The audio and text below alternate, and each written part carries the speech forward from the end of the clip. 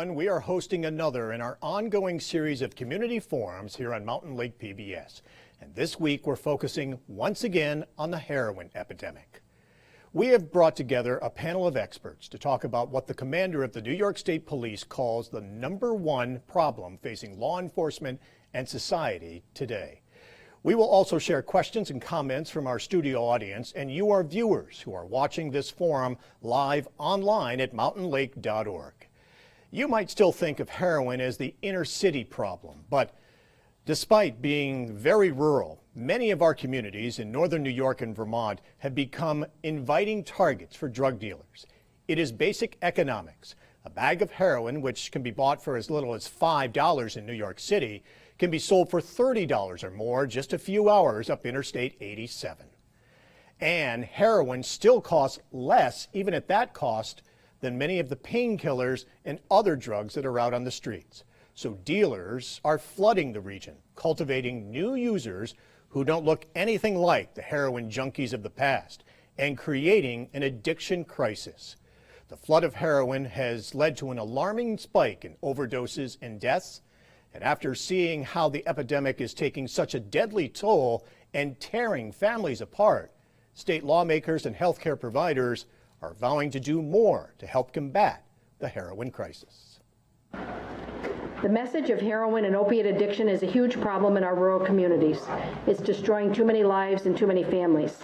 When Janet Duprey invited 3 of her colleagues from the New York State Assembly to Plattsburgh to this community forum a few weeks ago, speaker after speaker recited alarming statistics on just how dramatic the heroin crisis has become. Heroin is the #1 problem facing law enforcement and society today. It's becoming an epidemic. Since January of 2012, State Police Major Charles Guest says 49 people in northern New York have died from overdosing on heroin or other opiates. It's cheap, plentiful, dangerous. Like many, recovering addict Vern Witherby, who needed oral surgery, got hooked on prescription painkillers first, and then turned to heroin because it was cheaper and easier to get. It's on every corner of every street that I went to. I was starting to buy heroin in restaurants, stores, parking lots, every parking lot in all of Plattsburgh and surrounding areas. And it was just everywhere. First bag lasted me 3 days. Within a month, I was doing 5 to 10 bags a day. Within 3 to 6 months, I can't tell you the amount because it was whatever I got my hands on, 20, 30 bags a day, it didn't matter. I remember calculating one time that my use was anywhere from $750 to $900 a day. Witherby sold marijuana to support his addiction and ended up in jail. He lost his job, his home, and had his child taken away before he hit rock bottom and got help. He's been clean now for nearly 2 years. Turns out a growing number of inmates in county jails are heroin users. And I can tell you that somewhere between 33 and 40% of my population has a heroin problem, has a heroin issue. If that doesn't indicate that it's an epidemic, then I don't know what will. In Franklin County, Sheriff Kevin Mulverhill says addicts who are arrested and end up behind bars are getting help from drug counselors. But many addicts aren't. They either can't get admitted to or can't afford rehab, which over several weeks or months can cost tens of thousands of dollars and often isn't fully covered by insurance. And still others simply refuse to get treatment. Even in my role, where I have the authority to order people to treatment under the penalties of contempt, where I'm sending them to jail if they don't go to treatment, I take their kids away from them. I put them in jail. I practically get on my knees and beg them to go to treatment, and they won't go to treatment. If you had an infinite amount of treatment, you still wouldn't solve this problem, because treatment, in my opinion, only helps once somebody truly wants to make a change. And how do you get them to want to make that change? I don't have an answer to that. I think there is no problem that's facing our world any bigger than this problem.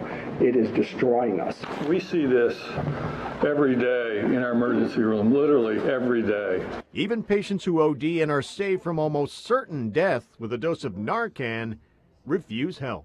And you literally save a life, and the person is so into the disease that they ignore treatment, every bit of medical advice, and walk out the doors, most likely to use again. The epidemic struck home on the SUNY Plattsburgh campus this past spring when a student overdosed and died during finals week. The grief and the sadness suffered by his family, friends, and campus community was heartbreaking. And then the following week, a young college-aged woman in our Plattsburgh community experienced the same fate. Dr. Kathy Camello, who heads the university's health center, says RAs and other staff members are getting training to help students, especially freshmen, who arrive on campus already hooked on opiates. High school students are starting off probably using opiates, and then as they progress, are moving into heroin. So we really want to target those freshman students and really hope to educate them. Superintendent Jake Short says he hasn't seen heroin use in Plattsburgh city schools, although he says several young alumni have died from overdoses. And while heroin use among high schoolers may not be widespread, he says it's become clear the epidemic is still having a huge impact on many students and their families. There's a whole group of invisible victims. I went around and asked different buildings, different principals, how many people can they name, just right off the top of the head, that a child has a parent that is incarcerated, or both parents incarcerated, grandparents are raising the child, other family member trying to raise a child. And I was completely astonished. I have to admit, I was out of touch. The numbers, they could easily name one after another. So it's not just the addicts' problems, it's the children of the addicts that are dramatically affected. It destroys entire families. And the Deputy Commissioner of the Department of Social Services says over the past couple of years, a growing number of those children are in need of foster care. So approximately 48% of the children who came into foster care came in so directly related to the opium epidemic. We need to take a look at treating this as a public health issue. Methadone and Suboxone are two of the synthetic opiates given to addicts to help get them off heroin. A clinic that opened just within the past couple of years in Plattsburgh is now treating about 70 recovering addicts. And one of the things that we know, and I believe that the community sees, is that we're saving lives. We have another tool to offer, which is methadone, and being able to look at addiction as a medical illness, because that's what it is. And many are also hopeful that the state will soon sign off on allowing this former youth center in Schuyler Falls, New York, to be converted into an outpatient detox center that may help heroin addicts seek treatment. Right now, the closest detox unit is nearly 100 miles away. I think that we'll have an answer within the next few weeks. The DEC owns the property. It is not in the forest reserve. They leased it to children and families. We're just saying, okay, lease it to Oasis. Oasis can then contract with Champlain Valley Family Services. But do it now. We need this up here. We need a detox facility. In terms of finding a safe place to go and be medically monitored and withdraw from, especially the opiates, is drastically needed in our county. And we have a lot of state partners working on this initiative with us in terms of making that ambulatory detox with the respite and the satellite clinic a reality. Like many, you hope it may be within the next year or so. Yeah, I do. And while police will still try to stem the flow of heroin, they say putting addicts behind bars won't solve the crisis. The reality is we're not going to arrest our way out of this problem. It just won't happen. I'm here tonight as a police chief to beg and be an advocate for the mental health and treatment facilities. They really are going to be our first line of defense in any kind of real resolution. During this hour, we're going to hear from addicts, their families, and a panel of experts who will all talk about the dramatic increase in heroin use and addiction, the impact it's having on our communities, and the unified call for more treatment. With us right now is Lieutenant Brent Davison, who is with the New York State Police. You supervise their narcotics unit out of Troop B in Raybrook. We welcome you. Thanks for being here with us tonight. Give us a sense of how much this crisis has grown in just the past couple of years. In the past few years, we've seen a dramatic change from prescription pain medication abuse to addicts switching over to using heroin. which is obviously much more dangerous because it's not, the amounts and dosages are not controlled like you'd find in prescription pain medication. So it's increased dramatically. I think we've had over 50 accidental deaths since January of 2012 in our troop area. And that's been heroin or heroin and opiates? That's heroin and other opiates and their derivatives. How easy is it to get heroin in Plattsburgh and communities here in northern New York? As was stated, I think you can go out on the street and, you know, I don't think it would take you very much time at all, either on the street or in local establishments, to find somebody that would at least be able to link you up with somebody selling heroin. Most of it coming from out-of-town dealers? Yes. They see a great untapped market here. They're coming up. They're selling, making huge profits, operating what, out of hotels and even homes and apartments of heroin addicts? That's correct. The trend seems to be dealers coming from more urban areas. The heroin is worth much more up here. They set up sometimes as temporarily as 2 or 3 days out of hotel rooms and sell the drugs, and then go back to, you know, where they came from and load back up again and make another trip. And the danger, unlike prescription pills, is with heroin, you don't know what it's mixed with. I mean, we've seen cases across the country where it's been cut with fentanyl, very potent, very deadly. And is that a problem that that the heroin, you don't know what it's mixed with? Correct. It's like playing Russian roulette. You have no idea what it's cut with and mixed with, and anytime you use it, it could be your last time. And even the first time could be the last time because Correct. you don't know the strength of it. Correct. You have seen a significant increase at the same time in crime, and that's from addicts who are committing crimes, stealing from loved ones, cashing bad checks, committing other types of crimes to get the money they need to buy their heroin. That's correct. I would say the vast majority of our property crime that we're investigating, probably over 90%, is driven by opiate heroin addiction. People get desperate enough to rob pharmacies, banks, people on the street, committing burglaries, stealing from relatives. It's a very strong addiction that people will do almost anything that they have to do to get some more heroin. Because people may be just surprised to find out how much they're using a day. I mean, habits run from hundreds of dollars to thousands of dollars a day, which is, if you stop to think about it, where can they come up with that money? Yeah, not many people make enough money that could, you know, legitimately, that can fund their heroin addict as their tolerance rises. It takes more and more each day to, you know, keep them comfortable. When Chief Racicot, Desi Racicot from the Plattsburgh City Police Department testified at the Assembly hearing that Janet held in late September, he said that he had a young woman tell him that she had a $450 a day habit and that she would steal to get the drug, that she would sleep with people to get the drug. Just within the past couple of weeks over in Vermont, we've heard they've sounded the alarm about a growing sex trade over there. Are we seeing any evidence of that over here where people are selling sex to get their drugs or get the money for their drugs? I haven't seen that specifically, but it's certainly possible. People will do absolutely anything to, you know, to get the drugs that they need for their habit. And you mentioned, let's revisit this. Most of the people on heroin, did they start out addicted to prescription painkillers? In many cases, probably legal prescriptions. Our narcotics investigators interview people that sell heroin on a regular basis or are addicted, and it seems that many of them started out, their addiction started with prescription pain medication. And then what's changed? The state cracked down, drug manufacturers reformulated their painkillers. They're not as potent, so they can't be crushed and snorted for as much of a high. So did many of the people addicted to painkillers then turn to heroin? Not only that, but also it's cheaper. Yes. People that would never have thought they would use heroin in their life have made that change, and it's become that much more dangerous, as we said, because we have no idea how it's cut or mixed.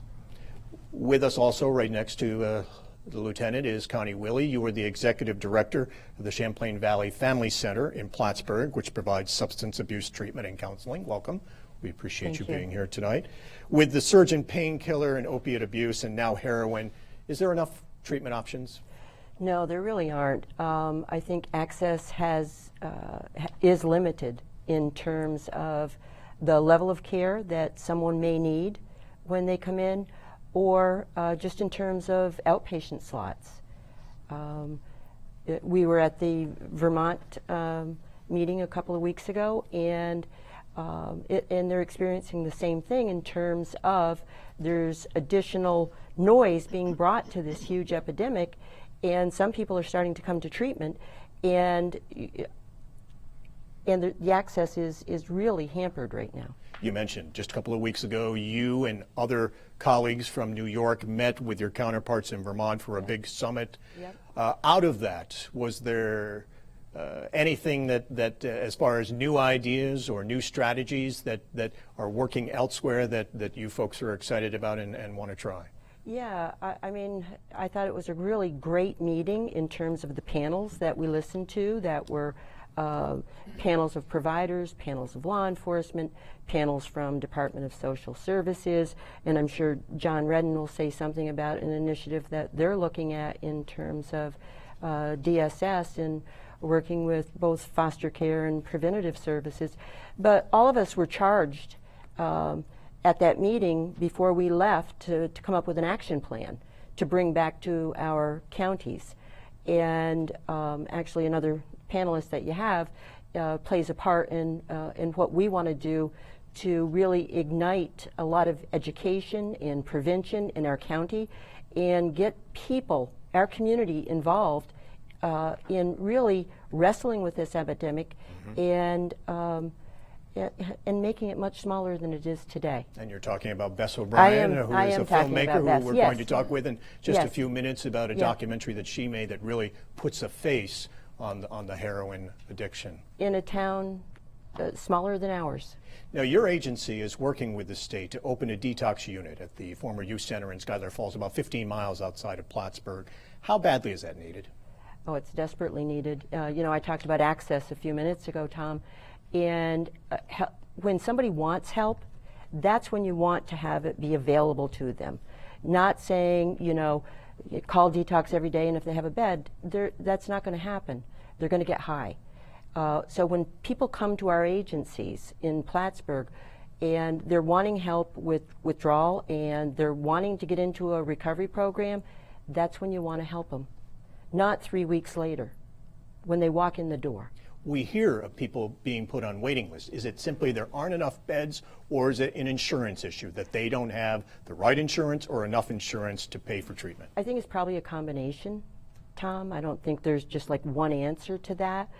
I mean, there's all kinds of logistics also with the individual seeking treatment, whether it's the distance to get there, transportation, children. So working out all of those issues in a facility close to home is absolutely essential. You have mentioned there are insurance issues, though, where there are incredibly high deductibles, and for many people, that may be a deterrent. They simply can't afford thousands of dollars. Yep.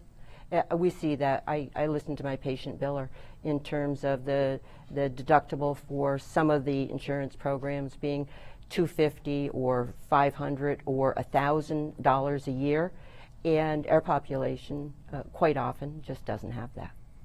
With us tonight also, Assemblywoman Jenna Duprey. Thank you for being here. State Senator Betty Little. The two of you, both the Assembly and the Senate, have been working on this heroin crisis for the past couple of years. What are some of the things that have been accomplished so far?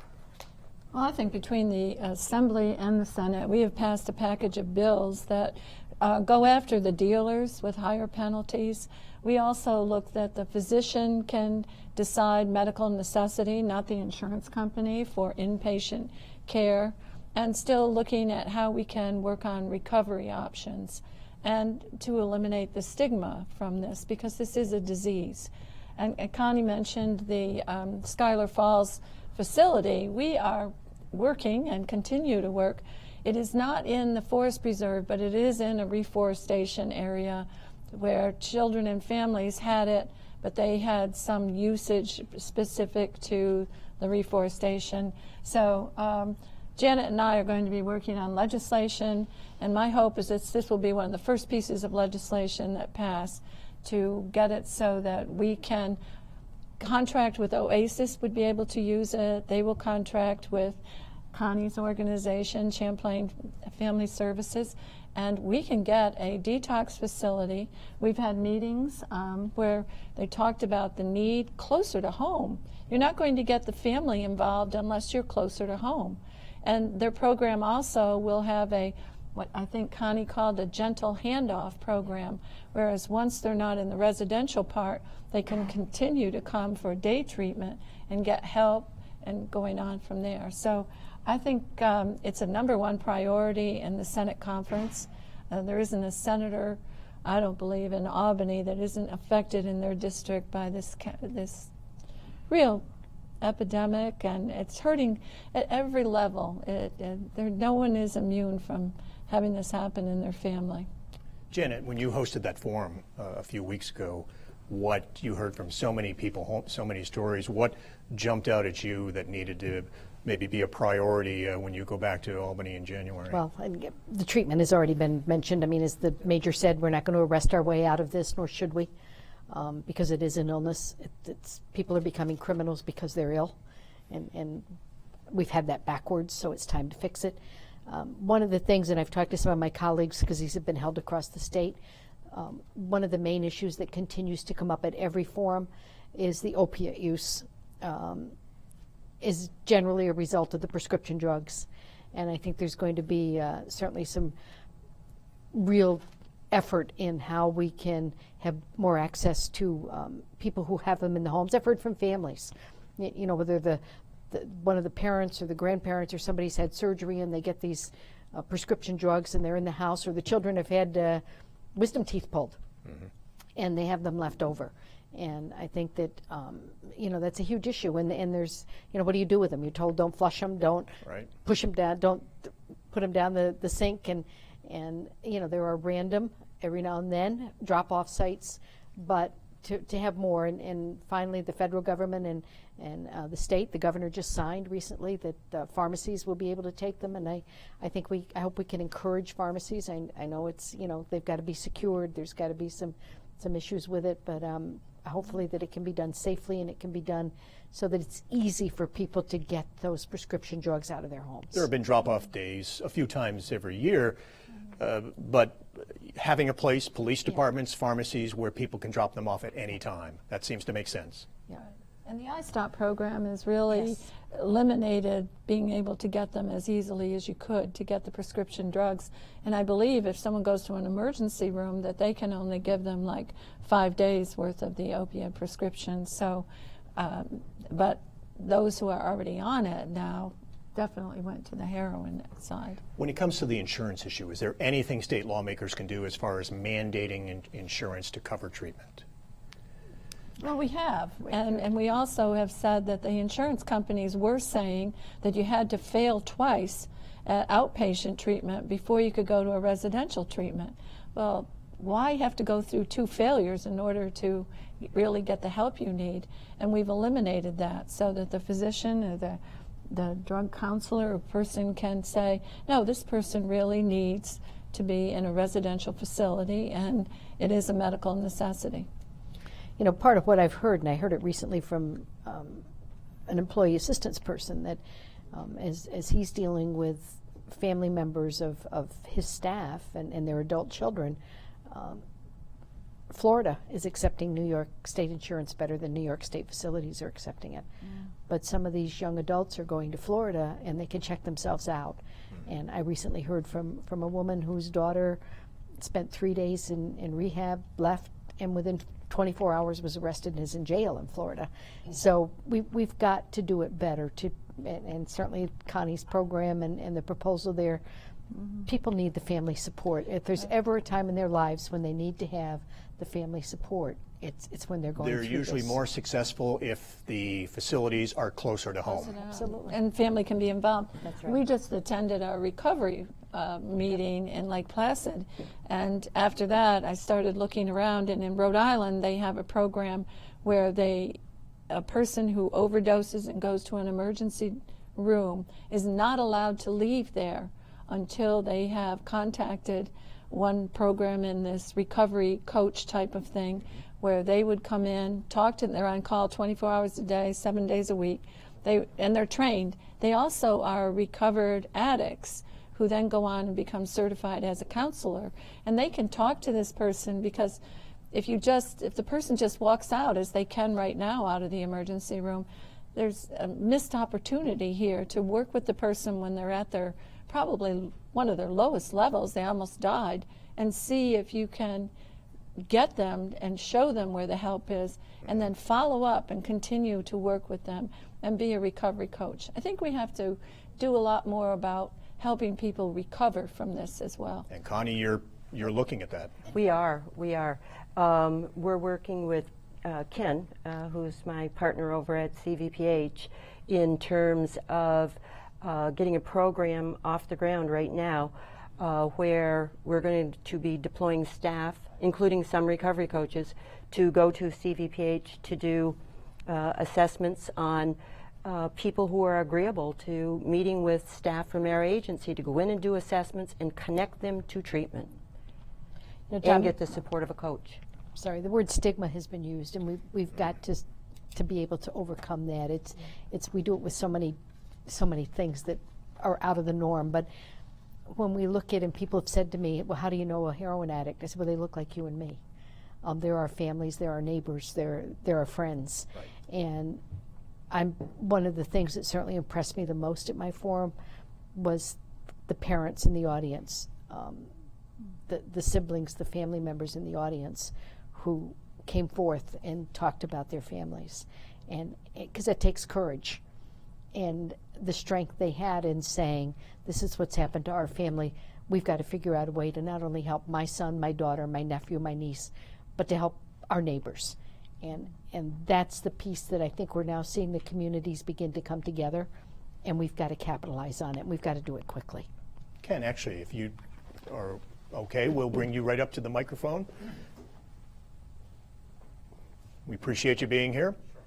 Ken, you're the director of the emergency room at CVPH, which technically the University of Vermont Health Network, Champlain Valley Physicians Hospital. Correct. That's a mouthful. Yeah, it is a mouthful. We appreciate you being here tonight. Connie raised a good point. You folks are seeing a lot of people coming into the emergency room overdosing on heroin. Correct.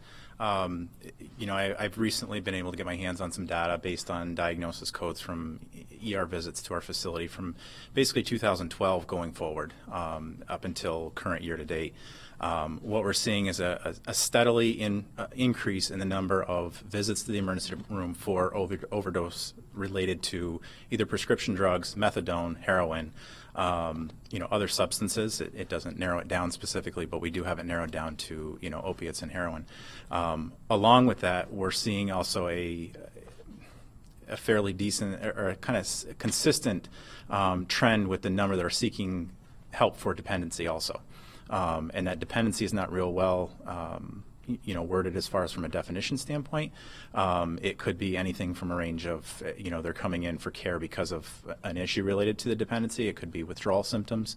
My recent experience with it was with a gentleman who basically came in, he wasn't feeling well. Well, when we kind of got to the bottom of the history taking, it was he just used heroin 24 hours ago and he needed something to fix it. And he was basically walking out the door, and I basically stepped in front of the door and I said, I can help you. And we got that gentleman help, and he left with services that morning. And going to what Connie had brought up is that thanks to Senator Little from a Senate testimony hearing back in, I think, November 2013, she secured some funding for us. And so with those dollars, it wasn't enough to get a detox program off the ground. But what it was able to do is it was able to get myself and Connie in contact and put together a program to help individuals coming to the emergency department that otherwise may not be screened in any other forum. It's very early screening in that, let's use an example, a 16-year-old that hit his head and he's got a headache. He got prescribed by his primary doctor for some opiates, and he comes to the ER for another headache 20 days later. And instead of prescribing something, we're doing that screening right at the front door, asking, do you use alcohol? Do you use substances? If they screen yes, it's kind of an escalation process in that it would then go to a certified expert trainer, a situation background intervention referral to treatment program. And it's a nationally based program. OASIS does training for us, and we were able to, with some of those fundings, get, I believe, up to 45 individuals in the county trained, whether it was from Clinton County Mental Health, Public Health, CVPH, Champlain Valley Family Services, Behavioral Health Services North. And we're going to be providing that screening in the emergency department, some of my nursing staff, some of my crisis counselors in the ER. And based on that screening, we will then make a phone call to Connie if the individual requests that we're allowed to do that. There's a consent process.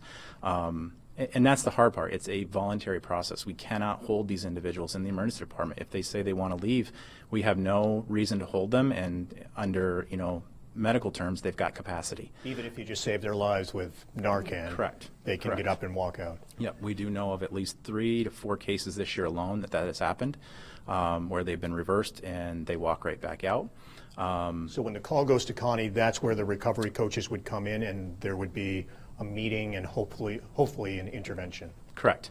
And that intervention could be a matter of getting them into services the following morning. If it's during the daytime hours, we can make the phone calls. It may be making a physical drive down the Northway to, let's say, Conifer Park, to an inpatient detox facility. We get this funding and approved for the Schuyler Falls. That may be a 15-minute drive over to Schuyler Falls, which would be a significant improvement. Or in the past, you would have to send them to Potsdam or Albany. In Potsdam, Albany, Watertown, Troy, anywhere in New York State, where we could get the person in an inpatient bed. And I just want to make one comment and the panelists are still talking. The one thing that we're focusing on a lot of the secondary type prevention. I know Diana will talk about the Narcan exchange, or the Narcan program, and the needle take back, or the needle exchange program. I think one area that we need to think about is the primary prevention piece, and when I'm speaking about that, it's looking at the national statistics, knowing that in the last decade, the 18 to 24 or 18 to 25 age group has doubled in the use of heroin and opioids, and knowing that group is where do we need to try to stop this epidemic?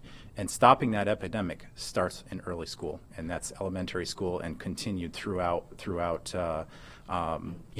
education, and right into college and into young adulthood.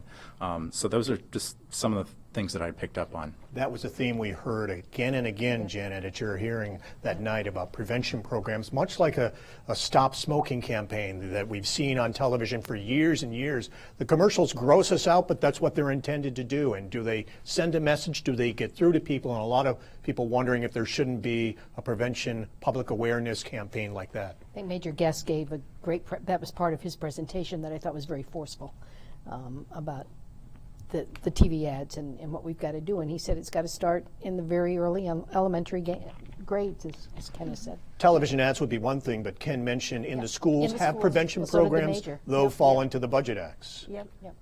They have. Well, prevention services have been greatly limited since around 2008. But it is, because of this epidemic, some good things have come out of this in terms of partnerships that just weren't there a few years ago, in terms of more people working together to get the right thing to happen at the right time.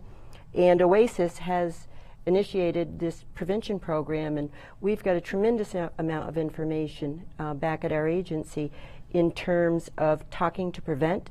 And we're going to be doing a lot of education this year with the small staff that I got regarding this initiative.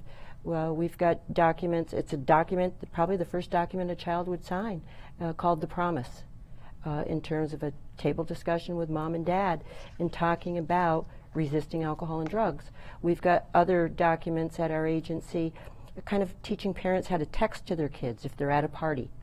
Safe texting in terms of, I'll come and get you, but it's not stated exactly that way. So there's some good things that are happening, Tom. And there's the whole combat heroin prevention program. And all of those are easily available off the website. Janet, Betty, let me ask you one more thing before we move on. Last year, Vermont's governor dedicated his entire state of the state to the heroin and opiate crisis, and the state spent millions of dollars on expanding treatment programs, coming up with diversion programs, offering treatment as opposed to prosecuting people using heroin addicts, and they seem to have made progress. In the past year, they report about 40% more people are now in treatment. Does New York have that same sense of urgency when it comes to beefing up treatment and maybe diverting heroin addicts from the criminal justice system to getting treatment? Absolutely. I think that it is the #1 issue right now in New York State as well. There is money. There was money in last year's budget for some of these programs. Unfortunately, it takes a while to get these things up and running, and a lot of money goes to the big cities, to New York, Rochester, Buffalo, Syracuse, Albany, Yonkers. So our programs, we can get the money, and we just need to really be vigilant in getting the programs started and working at it, which I'm very hopeful about this Schuyler Falls program. I have the support of the governor's office on it. They just want this little bit of legislation to do it, if we do it in January, and hopefully we can be up and running soon. But we're committed to it. And I agree, and I'm going to start working very soon on reaching out individually to some of my colleagues in the Assembly on the legislation as soon as it's ready to try and get it done in January. It's always a heavy lift to get some legislation through in the Assembly, and the diversity of New York State is very different than the diversity in Vermont. And when the governor talks in Vermont, their largest city is Burlington, and we look across the lake at Plattsburgh in our areas and compare, to, again, and I'm not making excuses, it's the reality of the 5 boroughs and the poverty and the problems they're having in the Buffalo, Rochester areas, and so it makes it that much more difficult for us, but we're up to it. Right, and really the cities in my district, Glens Falls, they have a Hometown Heroes. We're Warren and Washington County. We have gatherings, and they meet on a monthly just for awareness and to help families and all. And Malone, they're doing things, and like Placid here in Plattsburgh. So you'd have to have your head in the sand not to know that this is a major issue for New York State. And it's having such a huge impact beyond the heroin addicts and their families. John Redden is the Commissioner of Social Services in Clinton County.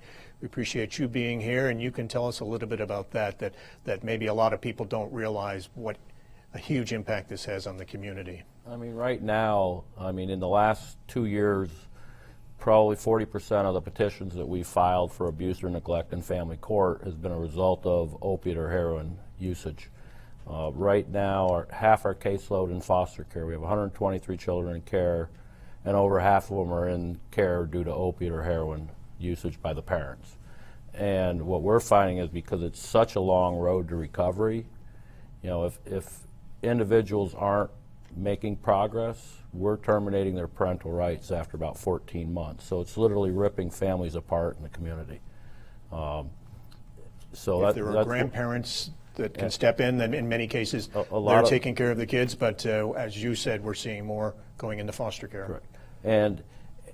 And that's one of the things we're seeing is more and more relatives and grandparents raising the kids versus the parents. A lot of what we do is when child does come into foster care, we do try to place that child with a relative or a grandparent under the foster care system, but they're still under the scrutiny of the family court and our services. Obviously, families are in crisis then. Total crisis. How much of a strain is this putting on social services? It's a lot. Right now, one, just staff time, because we're staffed for about 100 kids in foster care. Right now, like I said, we have 123. But it's also a huge fiscal strain. Our foster care budget is $4.3 million, and this epidemic will cost probably $1 to $1.5 million annually to have these children in foster care for the year. And we do work intensively with the family on trying to get them treatment.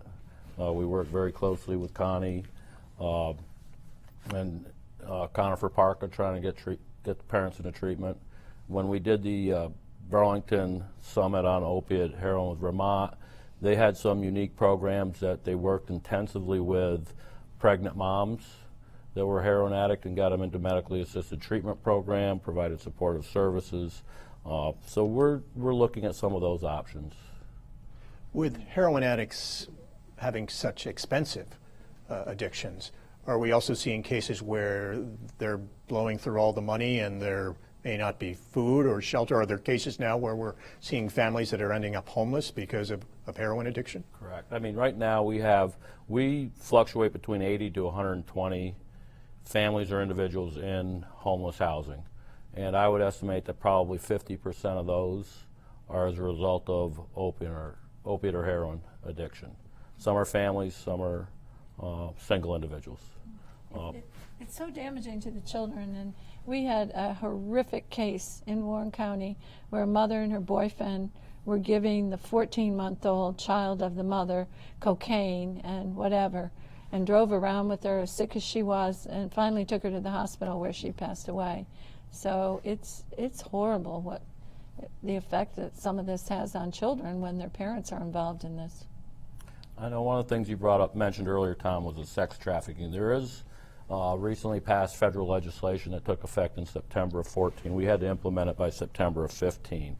And we are pretty much charged with any children in foster care. We do credit checks, a family we work with, because obviously somebody that has a $400 or $500 a day habit and is unemployed, they might not be selling sex, but they may be, sleeping with the dealer to get their drugs, and that is a form of sex trafficking. So that is something that we never thought we'd see in the North Country, but that is something that I think is going to balloon in the future. Bob, Diana, Bess, we will get to you in just a moment. My producer's telling me we need to take a short break. We'll get you guys a drink of water too, so hold on and let me turn and do this. We're going to take a short break here. When we come back, we'll hear from a recovering addict who has worked to break his dependence on heroin, and we'll talk with a filmmaker who has made a critically acclaimed documentary on the opioid epidemic that tells the stories of young addicts from just across the lake in northern Vermont struggling to recover, and a doctor who stepped forward to help them.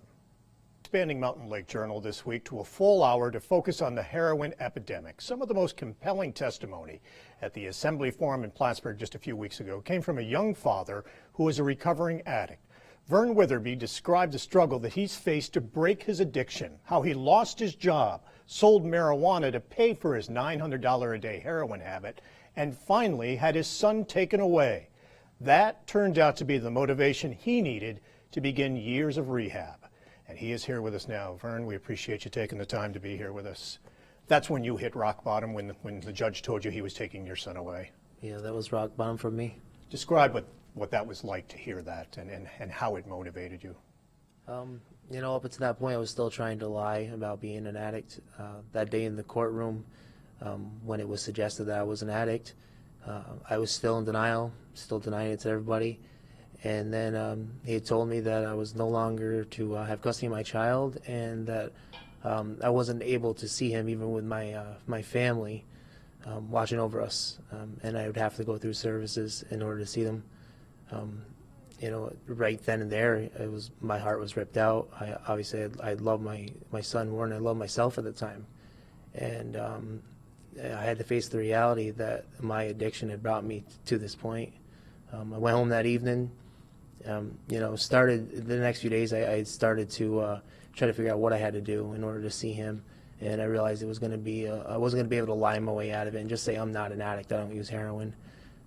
So I had to seek out help, and I went to Champlain Valley and started working a program. How long were you separated?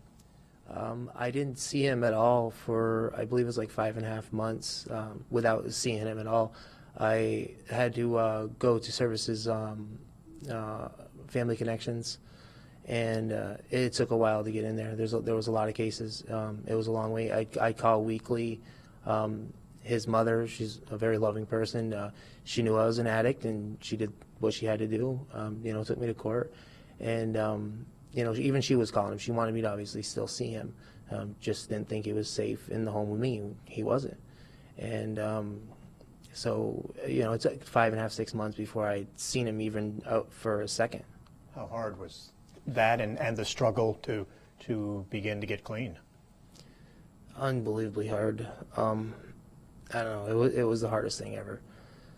I remember, you know, going to dinner and doing things with family while I was starting to get clean, and people would say things, you know, like, well, you're not in jail any longer, or, you know, this and that and the other thing, and point out all the good things.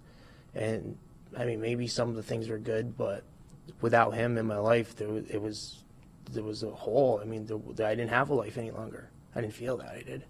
And you know, I was getting help. I was starting to work on the problem, and then you know, after a few months, I started to get some positive feedback from the court and, you know, other places that the possibility was coming closer that I'd be able to see him again. And you know, at that point in time, I was still trying to work through other difficulties, other things, other problems I had going on. You know, using drugs was just, you know, part of my problem. I had, you know, it brought me to my knees, you know, so I was lying and cheating, stealing. You know, I had to work through that as well. And then, you know, the day came when I had seen him and I'd seen that the hard work was paying off. I needed that. I needed to see that the work was paying off. And from that day forth, it's just been blessings, to be honest with you. Your life is back on track now? Unbelievably so. I'm in my second semester back in college, going to be pursuing my bachelor's in social work. And I've got my son back, and I couldn't ask for it. This is honestly the best I've ever felt in my entire life. Congratulations to you. That's great to hear. Like so many, and you've been clean for more than 2 years now, right? Yeah, 10, 15, 13 is my clean date, so just about 25 months. Like many, did you want to get into treatment, but you couldn't? There weren't treatment programs available? Absolutely. Very early on into the use of heroin, I wanted out almost immediately. By that time, I'd been using pills for a few years, but you know, within weeks of using heroin, I wanted out, and I had tried different times to, you know, call to get detox and stuff like that. I was still trying to hide it from everybody as well, but I knew I needed help, and you know, I often, you know, I say this often, you know, nobody told me to keep using heroin, but I definitely felt that that's what was suggested, just continue using until I could get help. Well, Vern, we appreciate you being here tonight and sharing your story, and good luck to you. We hope you stay on the road to recovery. Thank you. Thanks. One of the other topics that we wanted to bring up, Ken had talked about it a little bit. Police and first responders are being trained to administer naloxone, Narcan, the heroin antidote. There's really been a push within the past couple of years to get EMTs, police, healthcare providers, even friends and family members of addicts trained to use this. How much of a difference is this making? I'll open it up to anybody that... Well, I can't speak to law enforcement. They have their own training program, but I know that officers do carry naloxone in their patrol cars. But the Alliance for Positive Health does offer training to the general community. We've trained some of Connie's staff. We will take it on the road and provide training to an entire staff of another agency. But we also do one-on-one trainings for the participants of our syringe exchange program, and make sure that everybody walks out with a kit in their hand and the tools to use it. Diana, we welcome you and we appreciate you being here. You've been open for about 6 months? Well, the syringe exchange program has been open since June, and we started the opioid overdose prevention program in July of this year. So just a very short period of time. And since July, our Narcan kits have saved 11 lives that we know of. 11 have been reported to us. And the needle exchange program, you have a number of people who are taking advantage of that? Yes, we've enrolled 83 people since we've started, which is a lot more than we anticipated. We projected 75 to 100 people in our first full year, and we're almost at 100 already. Does this go to the whole stigma issue? And for a number of years, communities, if you said we want to open a methadone clinic, if we want to have a needle exchange program, often you would have opposition.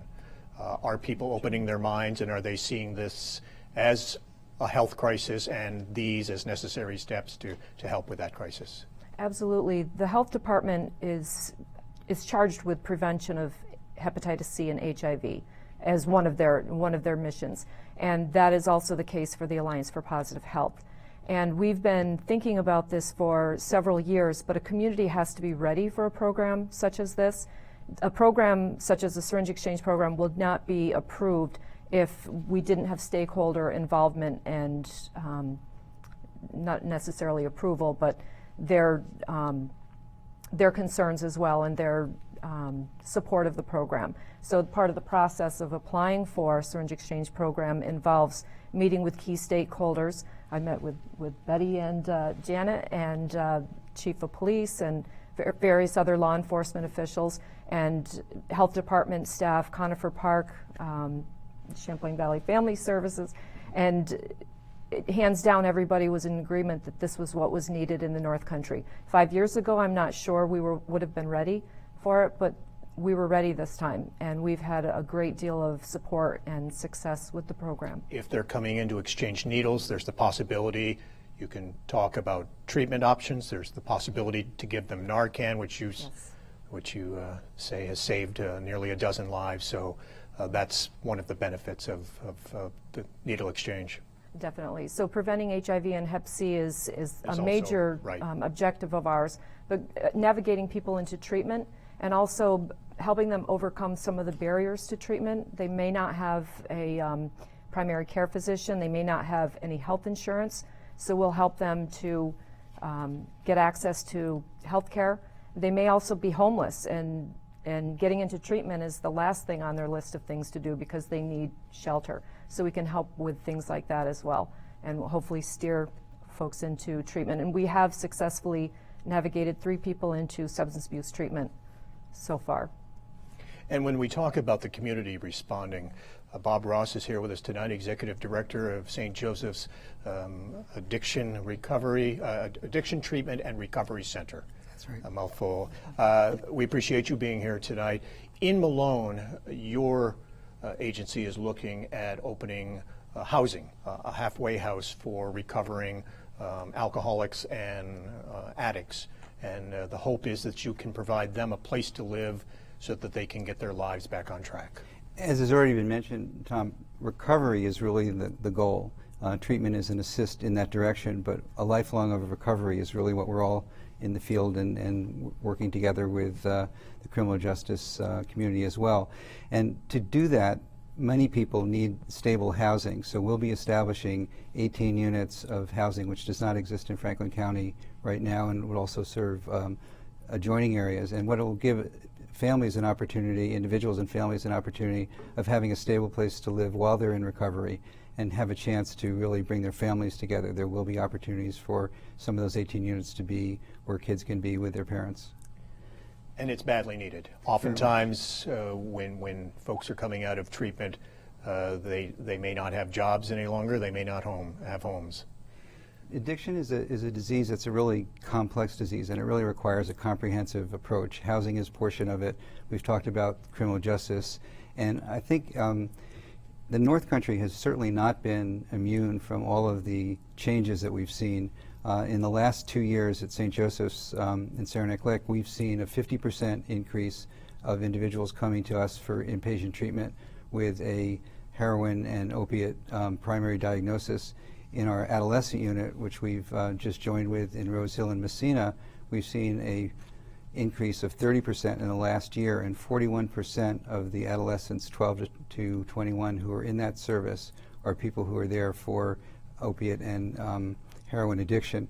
And I think that one of the things that is sometimes needing to be emphasized is that we do know some things that work. It's been mentioned that we've made some successes, and I think that those need to be understood. The federal government has produced some data in the last year which shows that for every $1 of effective prevention service delivered, there's $4 saved in healthcare costs for that family. And then there's $7 in criminal justice savings over time in that family as well. So I think it's really a question of investing in services, whether it's housing or treatment. And this area really does not have enough access to services. It's been mentioned by Connie and others that you really need to go to as far as Albany, frequently to get detox, and in addition to the detox in Schuyler Falls, which we are very much supporting and hope happens very soon, St. Joe's is working on a detox program with Adirondack Health to also provide access so people don't have to travel 2 hours to get access to services. And in the case of the housing in Malone, very preliminary stages. There has been one meeting. A few people raised concerns about having a rehab center in downtown Malone. This is on Elm Street in an old convent, a little ways out of the downtown, but right in the village of Malone. But that's by design, that you have the housing there. To be near our outpatient clinic, which is a few blocks away. And although there were a few neighbors who were concerned, there were also more than 20 neighbors who came out to say this is something that's important, and it was supported by the DSS commissioner and other individuals as well. You have the financing lined up? We've applied for a $5.5 million grant from the state to do that. And when would you hope to renovate and open? Well, we'd hope to hear favorably about the grant in a couple of months, and then to start the construction in 2016. When we held our last forum about a year ago, the Malone police chief was here. Derek Champlain was here. He was then the district attorney at the time. And at the hearing you held, Senator Little, in Plattsburgh about a year and a half, almost 2 years ago, he talked about the heroin crisis in Malone and Franklin County, how they were seeing 10 times the number of heroin addicts. They have said that in the past few months they've actually seen a bit of a drop-off. They're not quite seeing the same number of heroin addicts, but what they are seeing is that one of the substitute opiates being used to treat heroin addicts, Suboxone, that they're seeing cases where patients are getting Suboxone prescriptions, and instead of using them, they're abusing them. They're using too much to get high off the Suboxone, which is an opiate, or in some cases they're selling it outright and pocketing the money and then going and getting a refill in about a month. And when we asked the Malone police chief about the situation there, here's what he had to say. They're getting it through the treatment programs, through their doctors. We have people here, they're going to Utica, they're going to Syracuse, they go to Albany, because these cash doctors, they're called. You go and pay $150 to $200, you get your prescription, and you go back in 30 days, and there's no follow-up treatment like they're supposed to be doing. A lot of the people here are getting kicked out of the local programs, and that's when they end up going downstate to get their Suboxone. Are doctors not suspicious if they see folks coming from Malone to... I can tell you, recently we arrested a guy on probation that had 30 packets. He had them all taken out of the packaging and put in plastic bags, so we charged him with it, and the doctor was notified and basically said that's part of being an addict. Are they also dealing the Suboxone? They're definitely dealing, and they're getting $30 a strip. And basically, that's, if they're getting 90 strips for the month, that's $2,700. And a lot of them will not use it until they have to go and do a urine test for the doctor, and then they'll find somebody on the street and buy a couple strips and do it, and then it'll be in their system for the doctor. Is the problem widespread? Are we seeing it in other areas? Yes. We've had some of the overdose deaths that I've referred to have been from Suboxone. Like the chief said, you can make enough money by selling your prescription that you can go out and buy heroin or do other things, and they manipulate the system. They continue to fill their habit, and they get other people involved in the addiction process. So if they're using Suboxone just before they go to get a refill, and they're going to doctors in Glens Falls and Utica, and they're coming all the way from Malone, does that not ring a bell with those doctors that... You would think that it would ring a bell. Is Suboxone and methadone, though, still the best treatment options? I mean, are they the best way in many cases to help get addicts off heroin, to help them deal with the cravings, to deal with the withdrawal and the sickness? Are, by most people's accounts, these still the best treatment methods? I think it's key to have that in our arsenal, and in our community, Conifer Park has a methadone clinic, and my understanding is that that's administered. So there's not going to be any deferring it or selling it.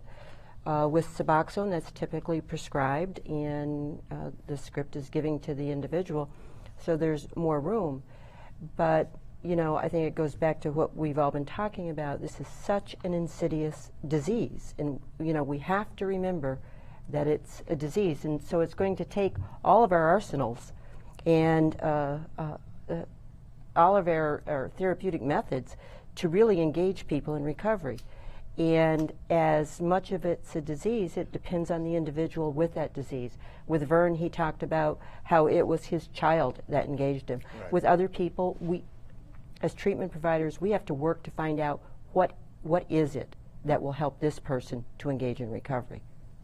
One of the things, Thom, I think is really important is that when people are ready to come into treatment, there shouldn't be a wait because there is a waiting list at facilities. And all of us, with great help from Betty and Janet, are trying to figure out ways to make that window not be lost, because an individual or a family doesn't want to miss that opportunity if they're ready to come. And so although there are services, the service availability is really a critical issue, and the reducing of waiting lists is really important. I'm going to pause so the senator can cough. I saw you. Do you need some water? That's all right. That's all right. The more it tries to suppress I know, the worse it gets. We've all been there. It's like, yeah. I get that once in a while, a tickle. All right, and we are going to, do you need to move that mic, Bill, or is that okay? No, I'm going to come back after you do this intro. Okay, all right, so here we go in 5, 4, 3. Filmmaker Bess O'Brien is with us. Bess, who is from Peacham, Vermont, has produced a documentary called The Hungry Heart that shares the stories about a dozen young addicts hooked on prescription drugs on painkillers and how their pediatrician, who had no idea that they were drug addicts, helps them as they struggle with addiction. Here's a look. The docs were clueless. The patients said nothing about it, and yet the reality is that we had 100+ teenagers who were abusing opiates in our community while they were regular patients in our office, and they didn't say anything about it, and it just didn't even come up on our radar screen. The first pill I used was a Percocet and Vicodin, and then it moved on to Oxycontin, and then it went to heroin. Oh my God, I could spend $500 a day, easily. For me, it was about $600 a week. No, $600 a day. I was doing about 680s a day. My addiction was costing me $4,200 a week. Yep. Sometimes I was spending up to $10,000 a week or $3,000 a day on my habit. The first thing you think about, not like feeding your kids breakfast or, you know, whatever, was like how you're going to get high and how you're going to get money to get high and who you're going to get it from. And it's a whole lifestyle. And this is just to get me up and functioning. This isn't even, okay, I'm high now. This is just, I'm just getting up and giving my daughter some breakfast. After a while, you take it not to be sick. You know it's going to happen. You know that if you've been on them for so long, you know how you're going to feel. I needed to get high or I was sick. Bess, thanks for being here with us tonight. We appreciate it. Thank the you. doctor we saw there in that documentary, Fred Holmes, actually came to you and asked you to make this documentary. Did that surprise you when he said, oh, we need to bring this to light and I want to do something about it? Well, I was actually working on another film on foster care, by the way. Fred called me. Fred is the quintessential country doctor. Literally, he was making house calls for the last 35 years to small communities all over the St. Albans area. Everybody knew Fred. Fred was beloved in his community. And after about 30 years of running Mousetrap Pediatrics, this one kid walked in, this 17-year-old kid, and said, "Doc, you got to help me because I'm addicted to painkillers and I don't know what to do." And Fred didn't know what to do. He had known this kid since he was 2 years old. But Fred, being Fred, said, "Well, I'm a doctor. I've got to figure out how to help these kids." And so he started to work with them. And within a year, he had 100 patients that he was treating for addiction, on top of being a regular pediatrician every day. And along that road, he started to hear things from community members about, oh, well, isn't that nice that Fred Holmes is doing that? But, it's those kids on that side of the track. And what is Fred Holmes really doing? And do I want, my 5-year-old or 10-year-old to come and sit in the waiting room with drug addicts? Okay. in the pediatrics office. And Fred, that really irked Fred, and because frankly, Fred began to fall in love with these kids. And realized what amazing people they were, and that they were suffering from a disease and they needed help, but they didn't need to be stigmatized. And so, frankly, Fred started, saying, well, what can I do to raise these kids' voices? What can we do to get these kids' stories out there and show that they're human beings just like we are? And somebody said, you should talk to Bess O'Brien. She's this documentary filmmaker in Vermont. She's been making movies for 20 years, and maybe she can make a film focused on your practice. And so I met Fred. We got along immediately. I just said, this is a great guy. What he's doing is amazing. And so we shot the movie. He gave you unprecedented access, though. So often we don't get to go in and see the doctor with the patient, and we don't have the face, the human face to the crisis.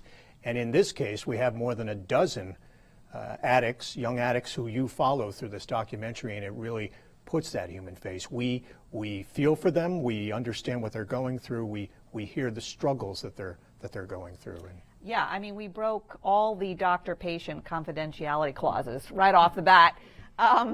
Yeah, I mean, I don't think there's a lot of doctors out there who would have given me the access to come and shoot all of this footage. I mean, we spent 28 days at Fred's office. As the film goes along, we shot a lot of very intense moments where people would come in to get their Suboxone and would talk to Fred and, would tell him what had happened that week and that their kids were taken away and what was going on and that they had, fallen off the wagon 3 days ago and what was going to happen now. There's one kid in the film who just got out of jail and is struggling and ends up doing some drugs one night, and his parole officer says, if you don't get into treatment right away, you're going to go back to jail. And there's this moment in the movie where Fred's trying to get him into treatment and can't get him into treatment because there is no treatment center that will take him, and so he goes back to jail. There's a lot of drama in the film around Fred as this pediatrician just trying to struggle with this huge problem in his community. But really what the film is about in so many ways to me, and why I was so drawn to it, is it's really Fred's compassionate, very loving, nurturing relationship with these kids in treating them exactly the way he would treat a 5-year-old kid who came in to get his ear looked at because he had an earache 1 minute, and then talking to somebody who's 17 years old who's struggling with opiate addiction. So it's really that relationship he has with his patients and how that really helps so many of them get clean. Governor Peter Shumlin mentioned you in your documentary by name in his State of the State last year, saying that he wanted every school in Vermont to show that. You've been showing the documentary all across Vermont, all across northern New York, actually all across the country. The response has been tremendous. Yeah. Well, we finished the film and we premiered it in the fall of 2013 at the Flynn Theater in our one big city, Burlington, and to 1,500 people, 500 of which in the audience were in recovery. And from there, we launched a 37-town tour across the state. Well, when you're touring something, there's 37 towns in the small state of Vermont, everybody starts talking about this issue. And we toured with the people in the movie and Fred, and so we would have Q&As after each screening. And along that way, the governor started hearing about this movie, The Hungry Heart, and, all these people coming up to him and said, have you seen this movie? Oh my gosh, this is a huge issue. And he finally watched it. I think somebody actually shoved a DVD in his hand and said, you got to watch this movie. And he watched it. And to his credit, he called me, his office called me, a couple of weeks before his State of the State in 2014 and said, the governor just watched The Hungry Heart. He was really moved by these stories, and he has decided to focus his entire State of the State on the prescription drug and opiate problem in Vermont. And he would like to honor people in the movie at a State of the State, and mention the film, Is That Okay With You? Which of course I said, that's awesome. And so that's what happened, and it was a huge thing. There had been no governor in the entire country who had in the history of the United States who had focused his entire State of the State on one issue, and I'm sure no governor certainly who had spent that much time talking about prescription drug addiction and opiate addiction. And frankly, The day after he did his State of the State, we had the press corps from all over the country and the world descend on Vermont. The New York Times, Al Jazeera, MSNBC, CBS, the Boston Globe, people from Canada, as far away as Norway, Paris, because, of course, how can the little state, the beautiful state of Vermont, have an opiate problem? You know, we're the Green Mountain State, we're the Ben and Jerry's. You know, how can you guys have an opiate problem? And so that really raised awareness about Vermont having this problem. And I think, you know, I really give the governor a lot of credit, because he was one of the first people, major leaders, who said, we have a problem and this is a health problem. And these people are our neighbors, they are our family members, and we cannot arrest our way out of this problem. These people need treatment, they need prevention, and we are going to help them. And that's what he did. As a documentary producer, filmmaker, it must have been so satisfying to shine a light on this problem and be able to open such a huge amount of dialogue about this crisis. Oh yeah, I mean, it's, you know, I've been doing this for 25 years. I made a lot of films about a lot of different issues, but this really dovetailed and, you know, connected to what was going on right at the right time. And yeah, I mean, to be able to sort of prick the veil of power and, you know, use art or film or these amazing stories and the courage of the people in the film to tell their stories, family members, parents, to speak out about this and have it move a governor to say, oh my gosh, this is what we have to focus on, was tremendous and so rewarding for the people in the movie. And, you know, the governor took a risk to do this, but it has paid off, and he has put a lot of money into continuing to work harder at this issue. And one of the most important things he's done is we have now a law in Vermont, which is that if you are picked up for any kind of petty crime in the state of Vermont and you have a drug addiction, at that moment you can either decide to go to jail or to treatment. And so that is a huge step in the right direction, because we know that incarceration does not work. And we've heard in the past year the number of people choosing treatment is up about 40%, so a number of them are doing that. Dr. Holmes retired after 40 years as a pediatrician, right around the same time you were finishing up the documentary. Have you lost touch with many of the addicts who were going through the recovery process because of his retirement, and do you know what's happened to them, if they're still on the road to recovery? Yeah, so I was very lucky to shoot Fred's last year as a pediatrician, and so he did retire after that year of shooting, and then he spent 8 months either weaning his patients off of Suboxone or moving them on to other doctors. Fortunately, in the St. Albans area, we had more than one Suboxone doctor, so that they did move on.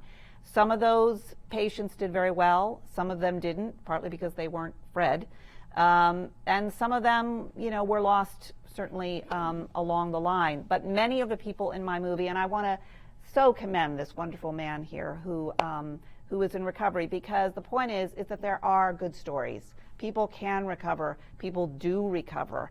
And we need to remember that, because I think that it's really, all of us, you know, constantly are seeing the bad statistics, and it's tough because these communities are being ravaged by this issue. But there are people who say enough is enough, they get help, and they do go on and have very productive lives. And a number of the people in my film, at the end of the film, you sort of get an update of how they are, and many of those people, to this date, I keep in contact with and are doing amazing things in their life, are going back and getting their degrees, are working in social work, are reunited with their families.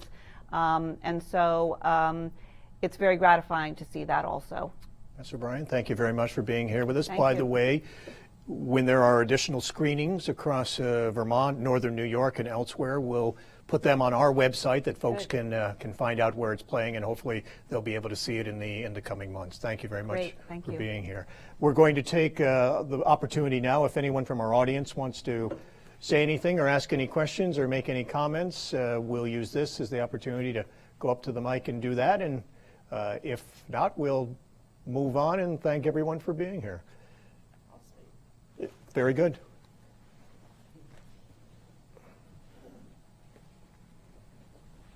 Hi, thanks for all of you coming here tonight for us to listen. I'm a mother of an addict. Sorry, can we I'm just going to move that microphone for you.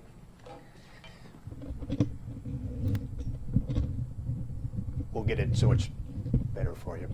Perfect. Sorry to interrupt, but Sorry the about audio that. will be better. All right. And now a member from our audience. I'm Lynn. I'm a mother of a recovering addict. And I can tell you the struggle on a family is horrible. And one thing that I don't find a lot here is groups for a family to go to. I know my husband and I went. There was one other person, and she ran the meeting.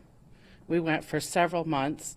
That nobody else came. I know there's several parents that are out there that have addicts children, but it is the stigma, and it is a hard thing for a parent to say that my child's an addict. I work in the Department of Corrections as a nurse, so I'm seeing the very end of these results of some of these families, members, and their children. Every week we get 10, 5 on Tuesday, 5 on Thursday. And I'm going to say at least 75 to 80%, if not more, are there because of their drug addiction. Do they belong there? Do they get the treatment they need? Absolutely not. Like Vermont is doing the petty theft, I think that's a great idea, but like you said, there's no treatments. Where are they going to send people? My son we sent him to Florida because there was nothing here for us. So that's just part of my story, and I know there's a lot of other families out there. Is your son in recovery now? Yes, doing very well. That's good yes. to hear. I don't know if you guys have you heard about the police department in Worcester, Mass? Does everybody know about this? Yeah. This has been a huge thing that's been on YouTube, and it's a big deal. But they're essentially in Worcester, Mass. There was a huge epidemic. There is a huge epidemic. And they had a community meeting, and the police department, everybody was sort of talking in circles, and the police chief said, that's it, we're just going to do something, and this is what we're going to do.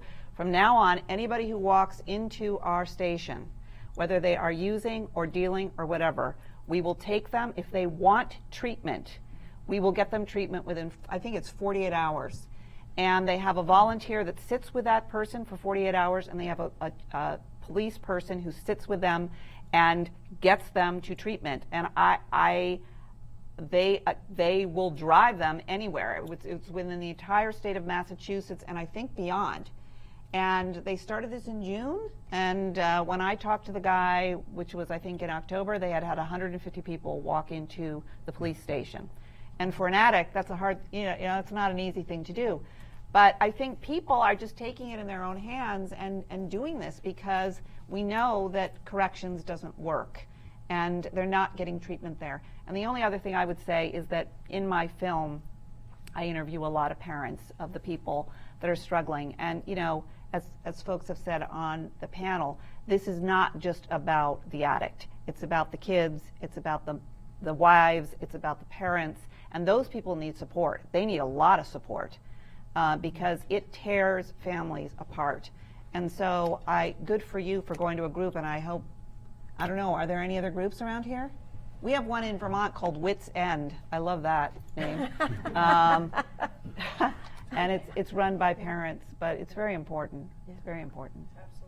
Thom, I think one of the really important things that was mentioned in terms of the movie, but public awareness really has two parts. One part is information and what's the size of the problem. The other part is that there's hope for recovery. And I think, a lot of credit to Mountain Lake for giving an opportunity for somebody like Vern and other individuals to really showcase the fact that families and individuals can recover from the disease, and that's an opportunity that I think this program will be helpful to encourage more people to do. So thank you for doing it. We hope so.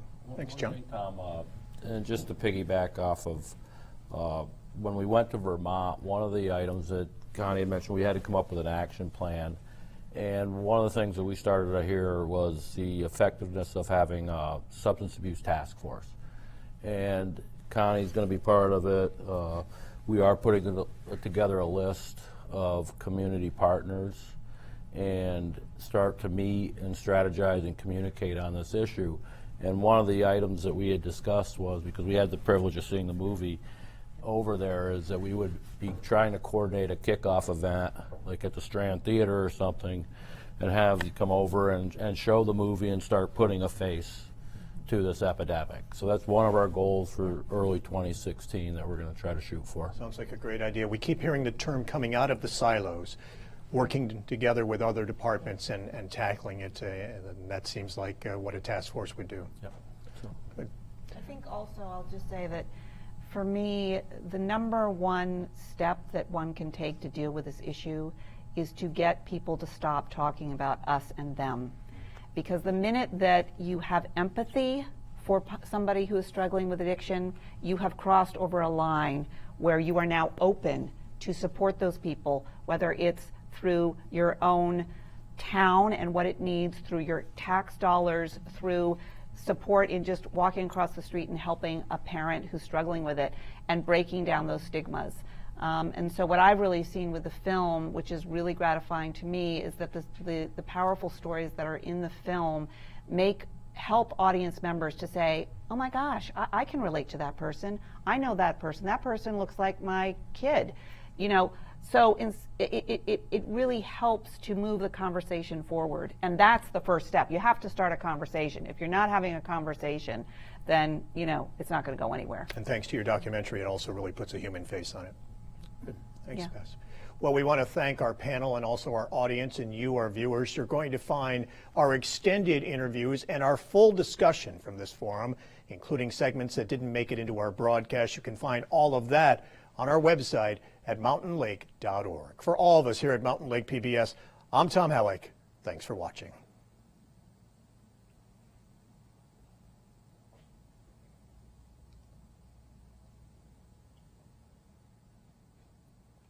Great, and we'll just hold it for about 30 seconds and then we'll get everyone out of the